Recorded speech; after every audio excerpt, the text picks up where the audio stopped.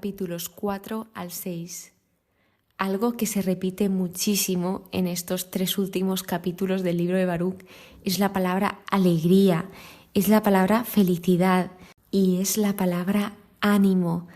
En este capítulo, sobre todo, repite y da ese aliento hacia el pueblo del Señor, donde les está dando ánimo en todo momento. Y todas estas 3 palabras nos llevan a ese mensaje principal que es la confianza en Dios, tener fe. Por consecuencia, al leer estos capítulos me ha recordado una de mis frases favoritas que me encantó cuando la vi, y es que la felicidad empieza con fe. Dicho esto, nos encontramos en el capítulo 4, donde Jerusalén personificada se va a dirigir a las ciudades vecinas, luego a sus hijos dispersos, y el poeta lo que hará es responder anunciando la restauración mesiánica. Por lo tanto, empieza hablando de la ley, que la ley perdura por los siglos. Nos dice esos 2 caminos, que dice que todos los que guarden la ley vivirán y los que la abandonen morirán. Es una invitación que hace a volver y tomar la ley, a seguir esos mandamientos que el Señor estableció en el monte Sinaí. Tras esto dice: felices nosotros, pues se nos ha revelado lo que agrada al Señor. Aquí empieza a introducir esa felicidad por saber que es aquello que agrada al Señor, que realmente saben que les beneficia a ellos, porque el Señor lo que quiere es el bien para su pueblo. Entonces, todo lo que a Él le agrade son cosas buenas, son cosas para el bien. Tras esto empiezan esas quejas y esperanzas de Jerusalén, y Jerusalén, personificada, como os comentaba, empieza a darles ánimo, incluso hasta 4 veces. Ánimo, ánimo, hijos, clamad a Dios, te consolará el Señor, soportad con paciencia todo lo que les podía venir, esos tiempos difíciles, esos momentos duros, esos momentos críticos. Se les deja claro que sí, que van a pasar por un juicio, pero que ese juicio no es para su destrucción. La finalidad del juicio no es la destrucción, sino que ellos se den cuenta de esos errores que estaban cometiendo y que se volviesen a su Creador, que se volviesen a Dios. Nombra a Dios como Dios eterno, el eterno, vuestro Salvador. De hecho, un dato interesante es que Jerusalén se autoproclama una viuda abandonada de tantos. Sin embargo, parece ser que el último capítulo de Jeremías conteste a esto que Jerusalén se dice, y es que en ningún momento había enviudado ni Judá ni Israel de su Dios. Es decir, que Dios no había abandonado a su pueblo, que Dios seguía estando con ellos. Esto lo decía en el penúltimo capítulo 51 de Jeremías.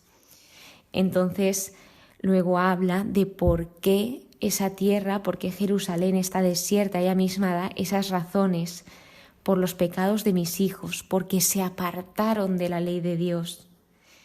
Tras esto les dice que el que atrajo sobre vosotros las desgracias os librará del poder de vuestros enemigos. Se les dice que marchen de ahí. Y luego dice: yo esperé vuestra salvación y el Santo me ha llenado de alegría y además también de misericordia. Habla de la misericordia. Os despedid con lágrimas de duelo, pero Dios os devolverá a mí para siempre con felicidad y alegría. Os enviará la alegría eterna. Ya os digo que este capítulo es muy redundante en cuanto a la palabra alegría. Repite que esa alegría llegará. Malditos los que hicieron daño y se burlaron, tendrán su juicio.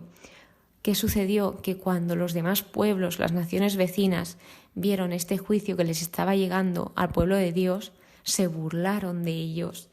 Pero lo que ellos no sabían es que ellos también tendrían juicio. No solo iban a tener el juicio de Dios, el pueblo de Dios, porque Dios es justo con todos. Entonces, si ellos también estaban haciendo acciones donde entraba la violencia, la opresión a los demás, hacer el mal, ellos también iban a pasar por ese juicio. Así que, consejo, no te burles de algo porque puede que en un futuro te toque a ti. Mira hacia oriente, Jerusalén, y contempla la alegría que te envía Dios, la gloria de Dios. Habla que el Señor nos envía esa alegría, nos dice que Dios quiere que seamos felices y Él quiere que seamos felices plenamente, que tengamos esa alegría eterna. En el capítulo 5 dice, porque Dios ha ordenado rebajarse para que Israel camine seguro bajo la gloria de Dios. Esto me recordó cuando el Señor, cuando Dios se hace carne y se rebaja, se hace uno de nosotros para estar con nosotros. Y es cuando llega Jesús a nuestras vidas.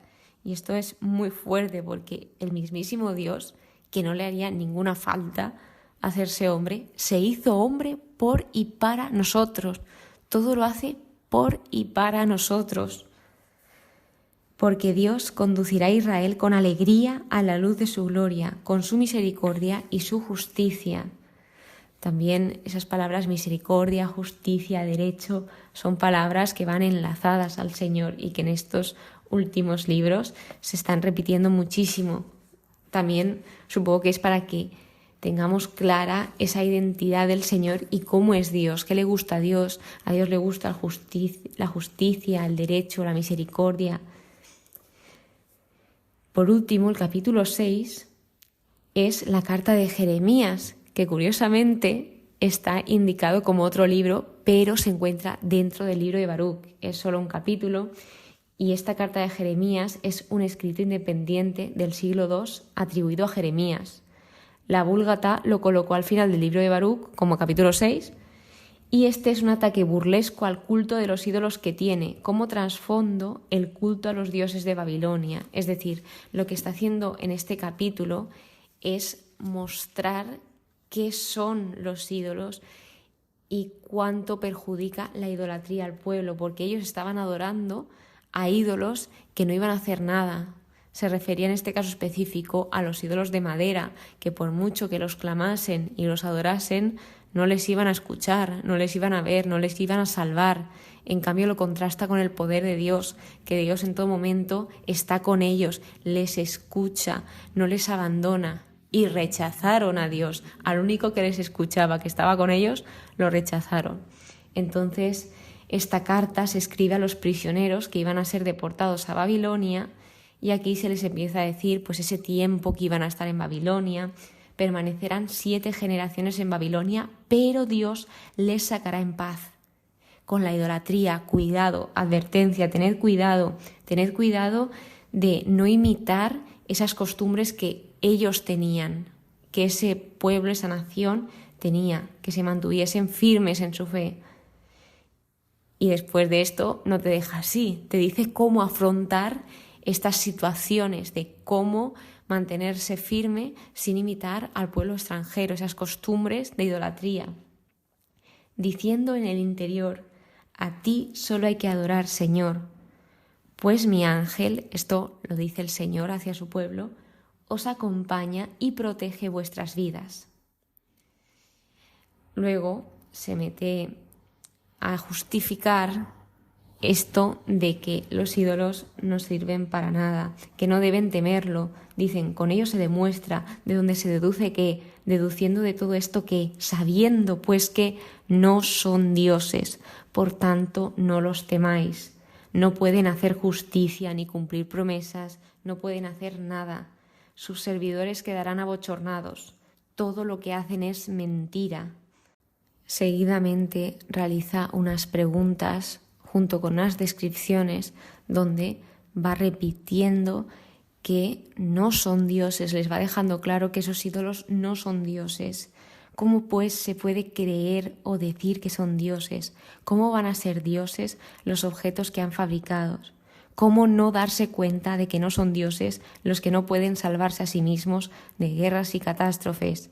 A quien pues no le resulta evidente que no son dioses. Entonces, ¿qué son? Solo son lo que quieren sus creadores, solo son objetos de madera recubiertos de oro y plata. Habrá que reconocer que no son más que fraude, incapaces de realizar acción divina alguna, son impotentes. Y claro, te dice que vale más un rey que demuestra su propio valor o un cacharro útil en casa que sirve a su dueño que estos dioses falsos. Por ejemplo, lo que te viene a decir aquí es que te sirve más una sartén que te puedes hacer la comida y esto te es útil que un dios falso, porque él no va a hacer literalmente nada. O te sirve más un boli para escribir, que ya estás haciendo algo útil, que un dios falso. Te está contrastando ese valor y te contrasta la verdad y la mentira. Te lo expone todo, no se deja nada por contar. Entonces luego habla del sol, de la luna, las estrellas, de los truenos, del viento, de las nubes, del fuego, que ellos cumplen lo que se les manda. Y dice, pero estos dioses no son comparables a estas cosas ni en apariencia ni en poder, refiriéndose pues a esto, al sol, a la luna, a las estrellas. En conclusión, vale más un hombre justo que no tiene ídolos, pues nunca sufrirá tal deshonra. Así concluye este libro de Baruch y como veis, en todo momento invita a confiar en Dios, a tener fe en Dios y con esto se nos dice que tendremos esa plenitud, esa alegría eterna. Felicidad empieza por fe. Muchísimas gracias por estar aquí, muchísimas gracias por escucharme. Espero que pases muy pero que muy buen día y que Dios te bendiga. Nos vemos en el siguiente episodio de la conclusión del libro de Baruch.